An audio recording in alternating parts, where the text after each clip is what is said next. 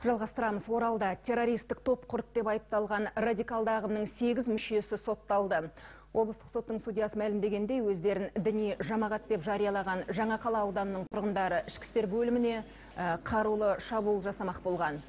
Олар тіпті Сирия мен Ирактағы соғысқа қатысуға бекініп, халифат жолында шахид болуға дайындалады. Бірақ шетелге аттанудың сәті түспеген соң интернет арқылы теріс діни ақпар таратып, қатарына жаңа адамдар тартады. Бүлікшілердің қарулы жихад жасамақ болуына былтыр Ақтөбеде орын алған оқиға әсер еткен сыңайлы.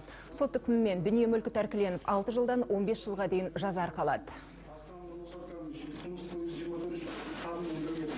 Ұлттық қауіпсіздік комитет дер кезінде анықтаған бұл мән-жайдың барлығын.